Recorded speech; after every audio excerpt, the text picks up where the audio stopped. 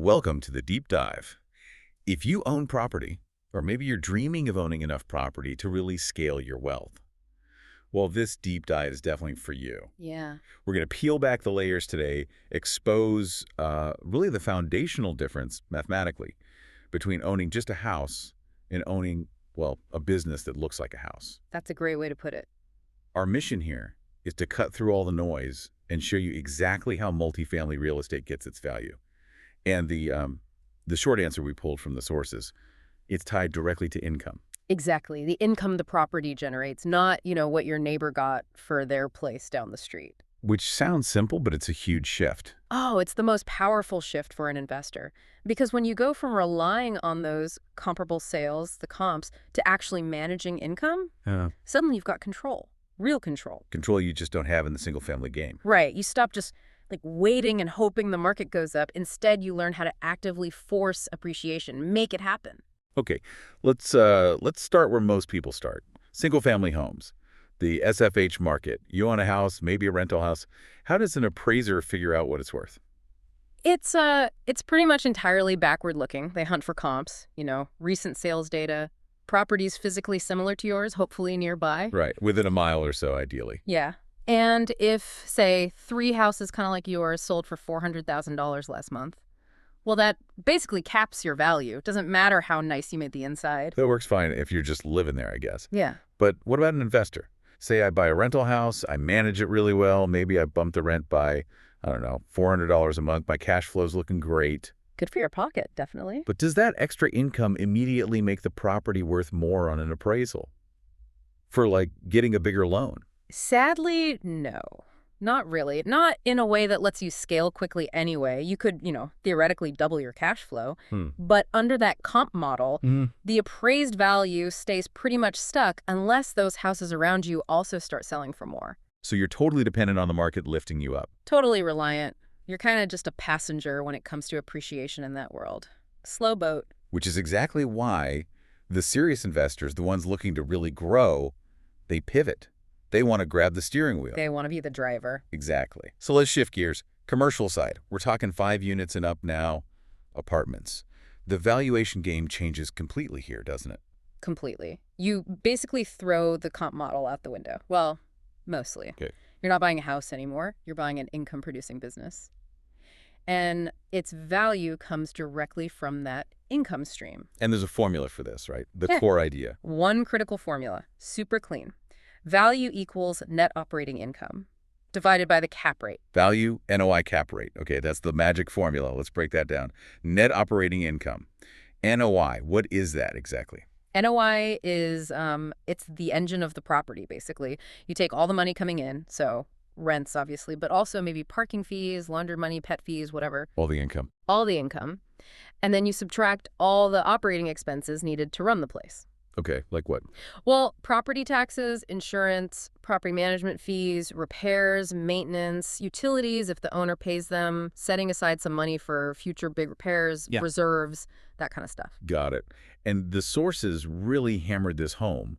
What's not included in NOI is crucial.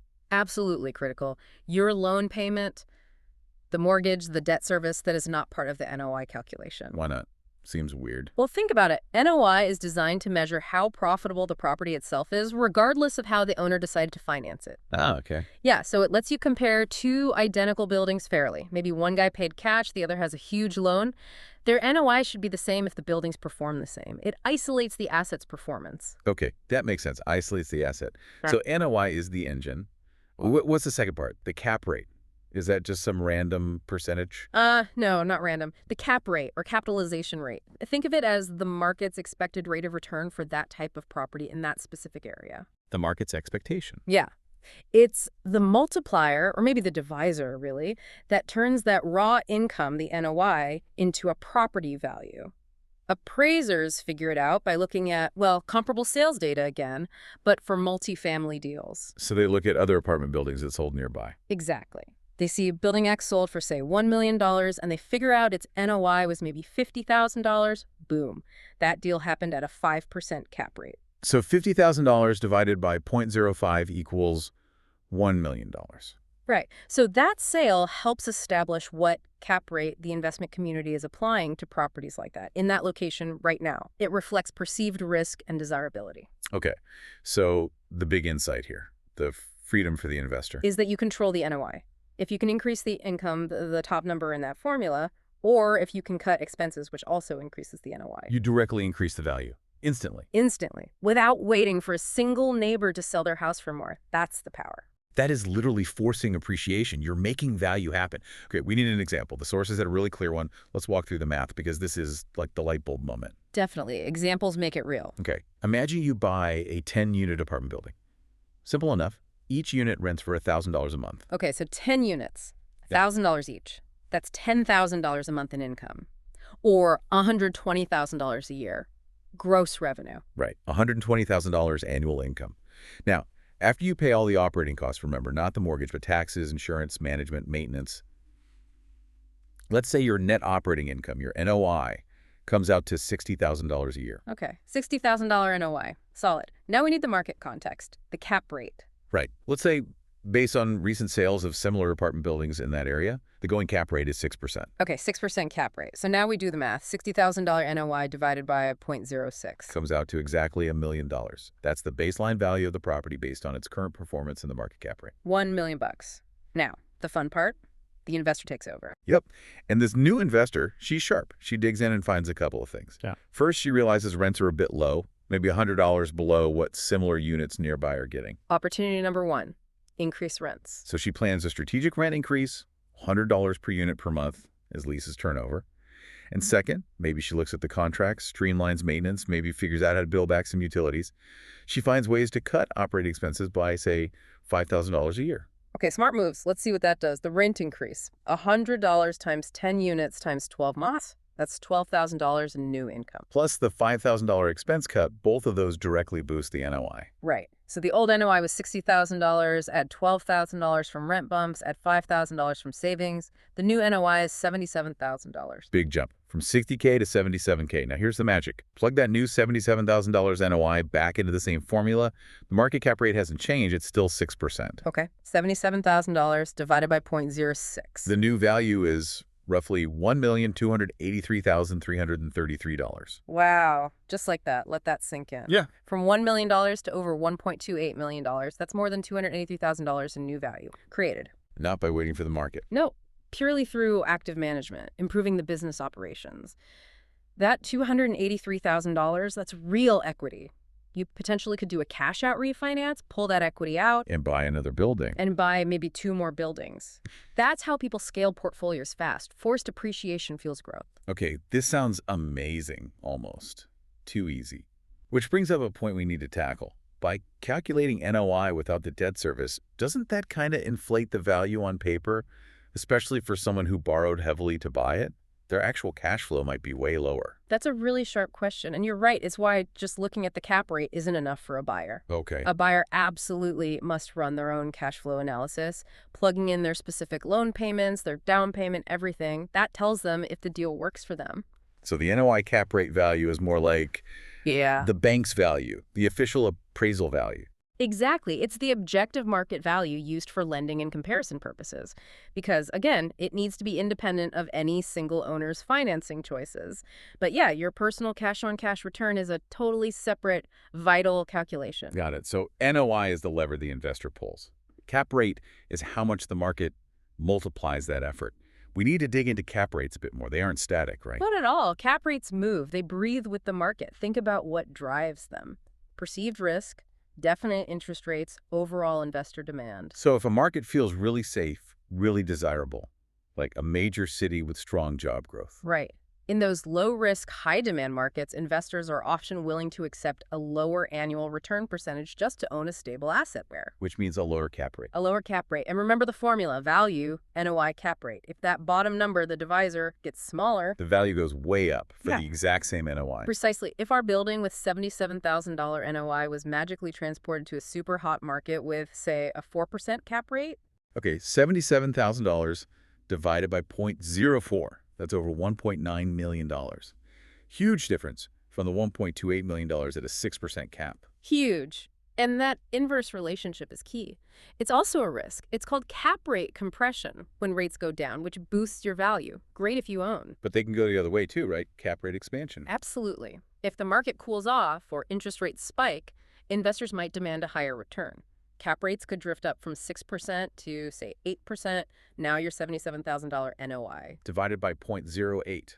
Ouch. That drops the value down below $1 million again to like $962,500, even though the property's income didn't change. Exactly. Your value can get crushed or boosted just by shifts in the overall market sentiment reflected in that cap rate. Big risk factor. Which means understanding the local cap rate environment before you buy is critical. It tells you how much juice you can expect to get from squeezing the NOI lemon. Perfectly put. It tells you what the market will pay for your management skills, basically. And the sources actually pointed to Utah as a good current example. Oh yeah, why Utah? Well, think about areas like Salt Lake City, Provo. They've had really strong population growth, job growth for a while now. Right, lots of demand. Which directly drives demand for rentals. So in a market like that, an investor has a much better chance of successfully pushing those rents up, like in our example. Makes sense. More people wanting apartments means you have more pricing power. Right. So if you compare doing that $100 rent bump on a fourplex in, I don't know, a slow growth town versus doing it in Salt Lake. The impact on value creation, that forced depreciation, could be much bigger in Salt Lake because the potential for future NOI growth is also higher. Exactly. The ability to consistently raise rents over time can really compound your equity growth compared to a flat market where tenants might just move out if you raise rents too much. So market selection matters hugely for how effective forcing appreciation can be. Hugely. But there are other risks that can attack your NOI too, even in a good market. Property taxes are a big one. Yeah. You force the value up, the assessor notices. And bam. Next year, your tax bill jumps significantly. Since property tax is an operating expense, that increase eats directly into your NOI. It can definitely temper some of that forced depreciation gain. You got to factor that in. And the other obvious NOI killer, vacancy. Oh, vacancy is brutal. Doesn't matter what your potential rent is if the unit is empty. If you can only keep the building, say, 80% full instead of 95%. Your actual income tanks. Your effective gross income drops, your NOI drops, and boom, your valuation drops right along with it. So forcing appreciation isn't just about raising rents. It's about excellent property management to keep occupancy high and collect those rents on time. Okay, so let's tie this all together for you, the listener. We've drawn a really clear line here. Yeah, two fundamentally different ways value works. Single-family homes. Value is mostly driven by external factors, those backward-looking comps. It's kind of passive. Whereas multifamily, 5 units and up, Okay. value is driven by internal business performance, active management. It follows that NOI cap rate formula. So if you're aiming to scale your real estate investments, you really need to start looking at these properties differently. You have to. You have to see every aspect, every rent dollar, every expense line item as something that directly impacts potentially hundreds of thousands, even millions, in valuation. Your main job shifts to managing the efficiency of that property business. Right, managing the numbers. Right. And we talked a lot about the income side, pushing rents up to boost NOI. It's often the most direct path. It often is, but it's only half the equation. Exactly. So let's leave you with something to chew on, a final thought to explore as you dive deeper.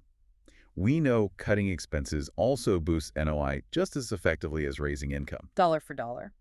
So thinking beyond just, say, getting cheaper landscaping, what specific operational expense category, maybe it's around, I don't know, utility usage and billing, or maybe aggressively shopping insurance providers every year, or even optimizing the structure of your property management overhead. Yeah. What's one area where an investor could meticulously cut or optimize costs, maybe by just a small percentage? Yes, a small, consistent saving. That would result in an immediate, meaningful, and maybe overlooked boost to that net operating income, and therefore instantly increase the entire value of their building.